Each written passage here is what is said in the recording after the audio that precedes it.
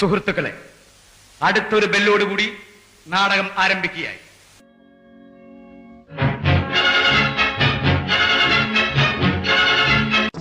അപ്പോൾ ഏഷ്യാനെറ്റ് ന്യൂസ് ഇപ്പോൾ പുറത്തുവിടാൻ പോകുന്നത് ഒരു ഗൌരവമേറിയ വാർത്തയാണ്. വരും മണിക്കൂറുകൾ വലിയ തോതിൽ ചർച്ചയാകാവുന്ന രാഷ്ട്രീയ പ്രതികരണങ്ങൾ അടക്കം വരാൻ പോകുന്ന ഒരു വലിയ വാർത്തയിലേക്കാണ്. MLA-യുടെ കാറിന് കടന്നുപോകാൻ സൌകര്യം ഒരുക്കിയില്ല എന്നാരോപിച്ച് 8 മാസം ഗർഭിണിയായ യുവതി അടക്കമുള്ള ഒരു കുടുംബത്തിന് നേരെ ആക്രമണം നടന്നിരിക്കുന്നു. ജി സ്റ്റീഫൻ MLA-ക്കും DYFI പ്രവർത്തകർക്കുമെതിരെയാണ് ഗുരുതരമായ ഈ ആരോപണം ഉയർന്നിരിക്കുന്നത്. കാട്ടാക്കടയിലെ ഒരു കല്യാണ ഓഡിറ്റോറിയത്തിൽ വെച്ച ഗർഭിണി അടക്കം സഞ്ചരിച്ച കാർ സ്റ്റീഫൻ MLA-യുടെ കാറിന് വഴിയൊരുക്കില്ല എന്ന് പറഞ്ഞുകൊണ്ടാണ് ഒരു കൂട്ടം DYFI പ്രവർത്തകർ അടിച്ചു തകർത്തു എന്നാണ് ഇപ്പോൾ കാട്ടാക്കട പോലീസ് സ്റ്റേഷനിൽ പരാതി ലഭിച്ചിരിക്കുന്നത്. കല്യാണ വീട്ടിൽ നിന്ന് ഞങ്ങൾ ഫംഗ്ഷൻ കറഞ്ഞ് ഇറങ്ങുമ്പോഴത്തേനും വൈഫ് അകത്തായിരുന്നു, വൈഫും അനിയനും ഒക്കെ അകത്തായിരുന്നു. ഞാൻ വണ്ടി എടുത്ത് ഫ്രണ്ടിലോട്ട് ഇടുമ്പോഴത്തേക്കും പുള്ളിക്കാരൻ്റെ വണ്ടി പുറകിൽ MLA-യുടെ വണ്ടി ഉണ്ടായിരുന്നു, സ്റ്റീഫൻ MLA-യുടെ വണ്ടിയായിരുന്നു. പുറകിലുള്ള കാറിന് പോകാൻ വേണ്ടി നിങ്ങളുടെ കാർ പെട്ടെന്ന് മാറ്റണമെന്നാണ് പറഞ്ഞു അവർ. അപ്പോൾ വണ്ടി സ്റ്റാർട്ട് ആവാത്തതുകൊണ്ടുള്ള ഡിലേയിലായിരുന്നു ഞങ്ങൾ അവിടെ നിന്നത്. ഈ സമയത്ത് ബാക്കിൽ MLA-യുടെ ബോർഡ് വെച്ച കാറായിരുന്നു അല്ലേ? ഫ്രണ്ടിലും ബാക്കിലും MLA-യുടെ ബോർഡ്, MLA എഴുതിയ ബോർഡ് വെച്ച ഒരു വണ്ടിയായിരുന്നു അവിടെ കിടന്നത്. MLA പോലും വണ്ടിക്ക് ഉള്ളിലില്ലായിരുന്നു ആ സമയത്ത്. MLA-യിലെ ഡ്രൈവറും ഇല്ലായിരുന്നു. എന്റെ വണ്ടിക്ക് കടന്നു പോകാനുള്ള ഒരു തടസ്സവും അവിടെ ഉണ്ടായില്ല. കാര്യം എന്റെ വണ്ടി പാർക്ക് ചെയ്തിരുന്ന വണ്ടിയാണ്. ഇത് മറ്റൊരു വണ്ടി ഹാണടിച്ചതുമായി ബന്ധപ്പെട്ട വിഷയമാണ് ഞാൻ അറിഞ്ഞത്. അപ്പോൾ ഈ കുടുംബത്തിന്റെ പരാതിയിൽ പറയുന്നത് ഇവർ സഞ്ചരിച്ച കാറിന്റെ ഇവർ പാർക്ക് ചെയ്യുന്ന കാറിന് തൊട്ട് പുറകിലുണ്ടായിരുന്ന വണ്ടി താങ്കളുടെ വണ്ടിയായിരുന്നു, MLA ബോർഡ് വെച്ച വണ്ടിയായിരുന്നു. ആ കാറിന്റെ കാര്യം പറഞ്ഞുകൊണ്ടാണ് ഈ വന്ന ആളുകൾ ഇവരെ ആക്രമിച്ചെന്നാണ് പറയുന്നത്. മറ്റു വണ്ടികളുടെ കാര്യം അത് എന്റെ വണ്ടി അവിടെ കിടക്കായിരുന്നു. എന്റെ വണ്ടി പിന്നെ മൂവിങ് സ്റ്റേജിലായിരുന്നില്ല. അത് അവിടെ 250 ആളുകൾ നിൽക്കുകയായിരുന്നു ആ സമയത്ത് കല്യാണ മണ്ഡപത്തിൽ. ഈ വണ്ടി കിടക്കുന്ന സൈഡിലും പോർട്ടിക്കോയിലും എല്ലാമായി CCTV ഉണ്ട്. പിന്നെ എനിക്ക് എപ്പോഴും പോവേണ്ട കാര്യമില്ല. കാര്യം ഞാൻ മണ്ഡപത്തിനകത്ത് വധുവരന്മാരെ കാണാൻ കയറിയതേ ഉള്ളൂ. മറ്റൊരു അരയ്ക്ക് താഴെ തളർന്ന ഒരു പയ്യന്റെ വണ്ടി അവിടെ വന്നു. അതായത് സ്കൂട്ടർ ആക്സിഡന്റില് അരയ്ക്ക് താഴെ തളർന്നു പോയ ഒരു പയ്യന്റെ കാറുണ്ട്, കൈ കൊണ്ട് ഓടിക്കുന്ന കാറേ, അത് വന്ന് ഹാണടിച്ചു എന്നാണ് ഞാൻ അറിഞ്ഞത്. അപ്പൊ ഞങ്ങള് ആവശ്യപ്പെടാതെ ഞങ്ങളെ വണ്ടിക്ക് പോകാൻ ആരും ആവശ്യപ്പെട്ടത് എനിക്കത് മനസ്സിലാവുന്നു. അപ്പൊ താങ്കൾ പറയുന്നത് നേരത്തെ വന്ന മറ്റേ വണ്ടിയുടെമായി ബന്ധപ്പെട്ട ആൾക്കാരാണോ ഇവരെ ആക്രമിച്ചെന്നാണ് താങ്കളുടെ ഒരു സുഹൃത്തെ? അതിനെ കുറിച്ച് നിങ്ങൾ ഈ മാധ്യമ ഭാഷയിൽ ചോദിച്ചാൽ എനിക്ക് അറിഞ്ഞൂടാ. എനിക്കിതിനെ കുറിച്ച് ഒന്നും അറിഞ്ഞൂടാ. കാര്യം എന്ന് പറഞ്ഞാൽ ഇവർ തമ്മിൽ ക്ലാഷ് ഉണ്ടായത് ആരുമായിട്ടാണെന്ന് എനിക്ക് അറിഞ്ഞൂടാ. അപ്പോഴത്തേക്ക് കുറച്ച് ആൾക്കാർ വന്നിട്ട് വണ്ടി മാറ്റൂ എന്ന് പറഞ്ഞു. അപ്പോൾ ഞാൻ സ്റ്റാർട്ട് ആവാത്തതുകൊണ്ട് ഞാൻ ജസ്റ്റ് നോക്കിയിട്ട് വീണ്ടും സ്റ്റാർട്ട് ചെയ്ത് നോക്കണം. അപ്പോൾ സ്റ്റാർട്ട് ആവാത്തത് കാരണം വീണ്ടും ഡിലേ ആയി.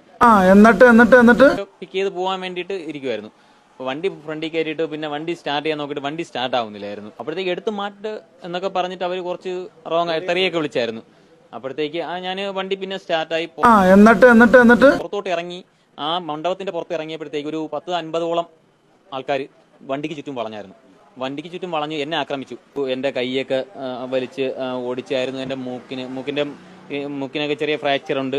ഹോസ്പിറ്റലിൽ കാണിച്ചപ്പോഴത്തേക്ക് കൈക്ക് ചെറിയ പൊട്ടലുണ്ട്. അപ്പം നാളെ ഇത് ചെയ്യണമെന്നാ, ബാൻഡേജ് ഇടണമെന്നാണ് പറഞ്ഞത്, ഡോക്ടർ പറഞ്ഞത്.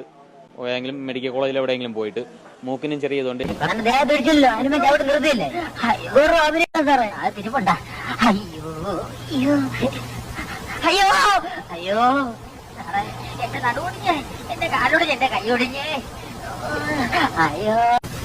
ഒരല്പം തൊലിയല്ലേ പോയിട്ടുള്ളൂ, ഒരു പ്ലാസ്റ്റർ മതി. അയ്യോ അത് പോരെ, നീ കുറച്ച് ബാൻഡേജ് എടുത്ത് എല്ലായിടവും ചുറ്റും.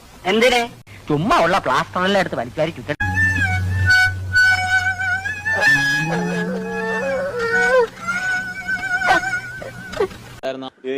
മർദ്ദിച്ചവർ ആരാണെന്ന് എനിക്ക് കണ്ടാൽ ജസ്റ്റ് അറിയാമായിരിക്കുമെങ്കിലും ഞാൻ ഇന്നുവരെ കണ്ടിട്ടില്ല അവരെ ഒന്നും. കാരണം നമ്മളൊരു പാർട്ടിയുമായിട്ട് ബന്ധവുമില്ല, അങ്ങനെയൊന്നുമില്ല. നമുക്ക് നമ്മുടേതായ കാര്യങ്ങൾ നോക്കി ജീവിക്കണ്ടേ. അല്ലേ സാർ, ഞാൻ അരുവിക്കരയിൽ നിന്ന് വിളിക്കുക. നമ്മുടെ MLA പറ്റി ഒരു വാർത്ത കണ്ട, അത് കണ്ടിട്ടാണ് വിളിച്ചത് സാർ. അവർ MLA-ക്കെതിരെ പരാതി കൊടുത്തിട്ടില്ല എന്നാണല്ലോ പറയുന്നത്. പക്ഷെ സാറിൻ്റെ വാർത്തയിൽ MLA-ക്കെതിരെ പരാതി കൊടുത്തു എന്നത് കാണുന്നു. അതുകൊണ്ടാണ് ചോദിക്കാൻ കാര്യം. അല്ല, ഞാൻ വാദിയുമായിട്ട് ബന്ധപ്പെട്ടു. അപ്പോൾ ഒരു MLA-ക്കെതിരെയോ മാത്രമല്ല സാറിൻ്റെ റിപ്പോർട്ടിൽ പോലീസ് സ്റ്റേഷനിൽ അങ്ങനെ ഒരു പരാതി ഇല്ല, MLA-ക്കെതിരെ പരാതിയില്ല. അല്ല സാർ, സാറിനോട് അവർ പറയുന്നുണ്ട് MLA-യും ഡ്രൈവറെ ആ പരിസരത്ത് പോലും ഉത്തരം മുട്ടി കണ്ടം വഴി ഓടുന്ന സലാമണ്ണൻ. വെറുതെ എന്തിനാ ഹൈദ്രോസിക്കെ പറയിപ്പിക്കുന്നത്? ഈ സമീപകാലത്തെ വിവാദങ്ങൾ പരിശോധിക്കണം.